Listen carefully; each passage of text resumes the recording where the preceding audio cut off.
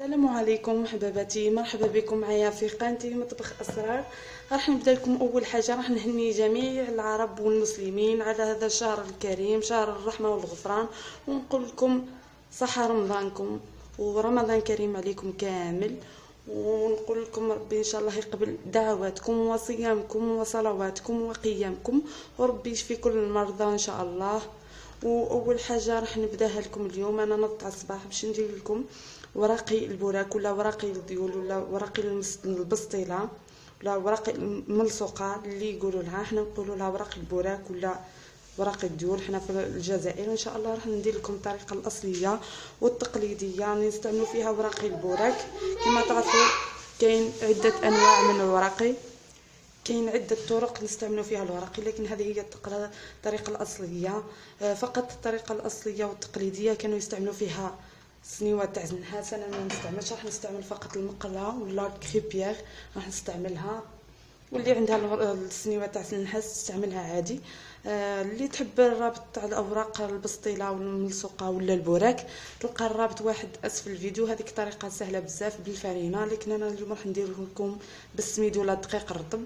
طريقه سهله بزاف، يعني مقاديرها سهله بزاف. فقط تحب يعني اللي ما نجحت لهاش المره الاولى تستعمل المره الثانيه حتى تنجح لها ان شاء الله. وان شاء الله راح ندير لكم طريقه واحده اخرى بنفس بالسميد، يعني وطريقه اسهل من هذه طريقه يعني طريقه تقليديه. تحب شويه مداومه فقط باش تنجح لكم ان شاء الله. وان شاء الله اللي تستعملها ممكن تقدر تستعملها مره زوج ثلاثه تنجح لها، وتستعملها يعني اذا جات يعني تقدر تحط راسها قد تنجح لها في اللحظه الاولى بعد. وان شاء الله كما وعدتكم قلت لكم راح نستعمل لكم طريقه تقليديه والاصيله راح نستعملها لكم ان شاء الله. ومن بعد راح نستعمل لكم طريقه واحده اخرى بالسميد عفوا بالدقيق. من بعد راح نستعملها. اول حاجه انا هنا عندي دقيق اي كميه تكون يعني عندكم، اذا المهم يكون رطب، اذا مش رطب تقدروا تغربلوه. عندي السميد او الدقيق هنايا يعني دقيق، وعندي شويه ملح، وعندي الماء باش نجمع به. هنا تحبوا الكميه اللي عندكم، ما عندكمش يعني ماشي بالمقادير، وشي شويه ملح شويه دقيق شويه الماء تجمعوا به فقط. هنا اول حاجه راح نبدا نحط الماء ونذوب شويه ملح.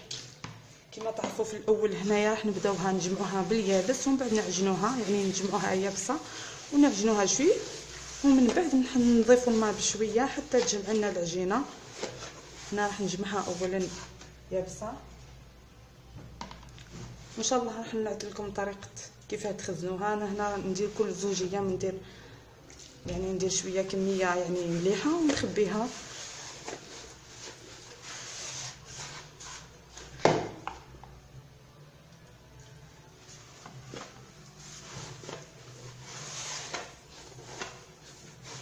كما قلت لكم في الاول نجمعها في اليابس.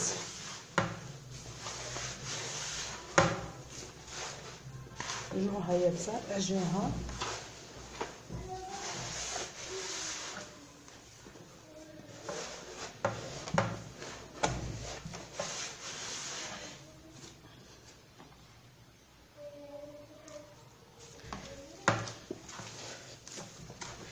كل ما تشوفوا الدقيق يرطب شرب الماء ضيفوه بشويه الماء فقط. هنايا في الاول راح نعجنها كما قلت لكم يابسه، ومن بعد ما نعجنها نبدا نضيف الماء بشوي بشوي حتى نتحصلوا على عجينه مطاطيه رخوه هكا الاستيكي. نحطوها يعني تطلق العلك تاعها. نكونوا هذيك هي يعني ثم نحتاجوا هذيك هي اللي يعني نحتاجوها في الوقت هذيك هي شنو نقول. كما تلاحظوا هنا بعد ما عجناها بسم الله نبداو نضيفوا الماء بشويه هكذا بالطريقه هذه، نضيفوا غير بشويه ونبداو نعجنوا. هي الطريقه تاعها تقريبا كي السمن والشخشوخه، غير هذه تزيدي لها الماء بشوي بشوي حتى تولي يعني مطاطيه وتطلق العلك تاعها ثم تكون جاهزه يعني للاستعمال. هنا فقط نبداو نضيفوا الماء بشويه ونعجنوا. كل ما نضيفوا العجين نشوفوا العجينه تاعنا بدات تنشف وتشيح نبداو نضيفوا الماء ونعجنوا فقط. واللي تعبت ولا شافت روحها يعني ما تقدرش طبعا ترتاح، تحطها ترتاح وتروح، يعني ماهيش يعني مجبر انها تواصل العمليه، يعني تعجن حتى كل مره ترتاح. واللي عندها البيترا يكون احسن تستعمل العجانه يعني.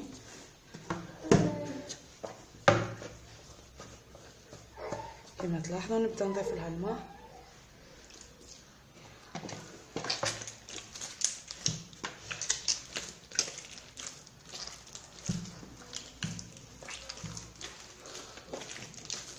انا فقط ضفت لها الماء شويه بالزيت، بصح ما كانش مشكل راح يشرب الماء.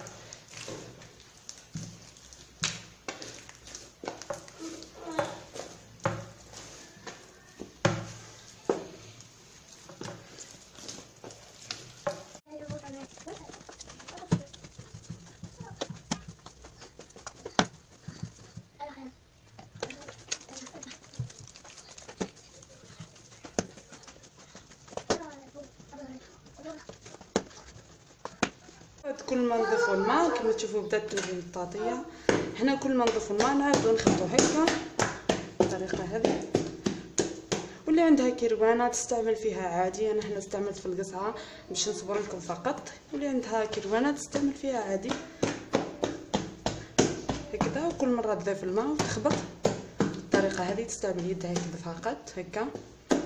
كل مره تضيف الماء وتخبط. كما تشوفوا راني حطيت لكم جميع المراحل، يعني جميع المراحل صبرتها، غير فقط قطعت ومن بعد نصبر. هذا المكان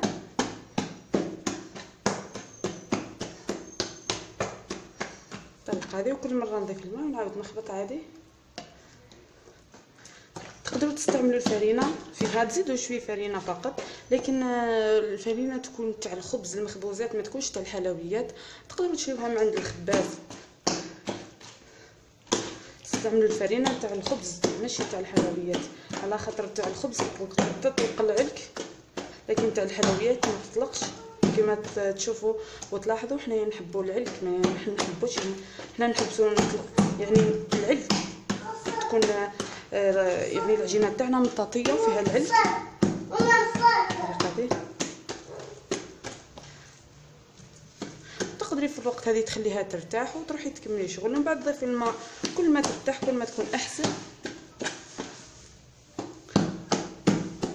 وان شاء الله نتمنى انكم يعني تشتركوا في قناتي بالضغط على المستطيل الاحمر اللي اسفل الفيديو، وما تنساوش يعني تضغطوا على الجرس وتفعلوه باش يوصلكم كل جديد. وان شاء الله رمضان هذا راح نقدم لكم اطباق رمضانيه تقليديه وعصريه.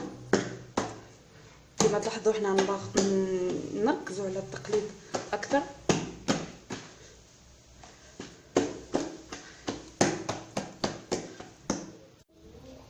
هنا فقط كما تشوفوا هنا تكون واجده للاستعمال. هنا كما تشوفوا انا خلطتها. هنا فقط نعطي لكم طريقه كما تشوفوا هكذا، تكون سهله كما تشوفوا، تكون تجمع مطاطيه في نفس الوقت. هاهي كما تشوفوا الاستيكي. هنا نزيد لها شويه ما فقط ومن بعد نخبطها عادي، وتكون واجده للاستعمال. ونروحوا نحضروا ورقي البوراك تاعنا ولا ورقي الديول ولا ورقي البستيله ولا النسوقه نستعملوهم. هنا فقط هنا كما قلت لكم كاين طريقه اسهل. كيما نوصل المرحله هذه كاين طريقه اسهل باش نوضعوهم في المقله ولا في الصينيه، يعني باش نطيبوهم. كاينه واحد الطريقه سهله بزاف راح نعطيها لكم ان شاء الله في المره الجايه. ونحضر لكم انواع بزاف من البوراك ان شاء الله، باش تكون اي وحده يعني سيده بيت تكون تحضر الوراقي البوراك في دارها وتجربهم ان شاء الله وينجحوا لها. هنا راح نبدا نطيب البوراك نتاعي. هنايا عندي العجينه كما تشوفوا. بعد ما ارتحت هنا عندي شويه ماء، لازم نبل يدي بشويه ماء ونهز شويه عجينه ونستعملها. فقط اللي عندها المقله ولا حاجه يعني تلصق تدهنها فقط بشويه زيت بكتانه ولا حاجه تدهنها وتستعمل عادي. انا راح نبدا نعطي لكم طريقتي انايا كيف نستعملها.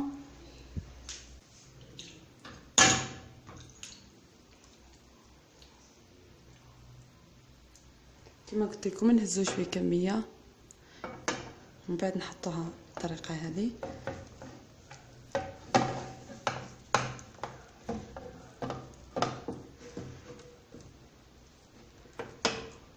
طريقة سهلة بزاف. هنا فقط بعد ما طيبوها حطوها في ساشي صرفيطة طبعا، يعني طرشونة وحطوها في الساشي كما تلاحظوا. هنا نخليها حتى تبدا تتنحى من الاطراف من الجوانب هكذا تكون واجده.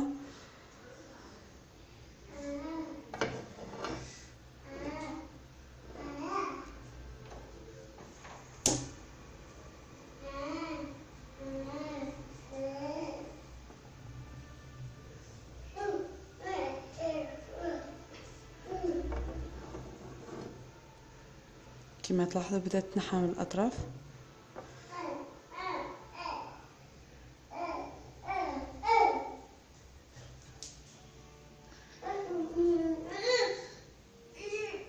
هنا نبدا نحيها مباشره بكل سهوله، يعني كما تشوفوا. نزو كميه ونبدا نمسحها كامل هكا طريقه سهله. نبداو نحطو هذا كله في الوسط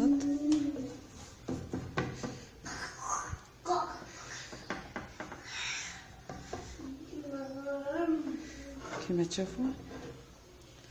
فقط كيش ما شفتوا يعني كنحاولوا تجيبوا شي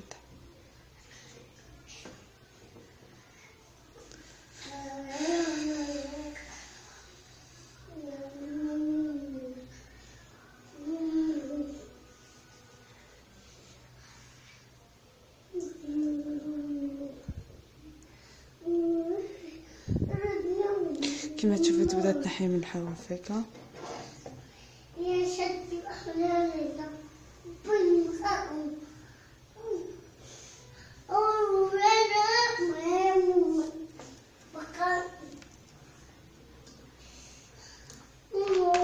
تبداو تنزعوها من الحواف بكل سهوله كما تشوفوا، بكل سهوله كما تشوفوا. هاي جات رقيقه بكل سهوله. نتمنى انه تبان واضحه. وبعد ما تدفى شويه نبداو نهزوها باليدين. نهزو كميه معتبره كما تلاحظوا. نبداو نشيلوها على كامل. عاود تحاولوا تكون يديكم خفيفه فقط هكذا، طريقه سهله. واذا كش ما شفتوا هيك تحاولوا انك ديروا طريقه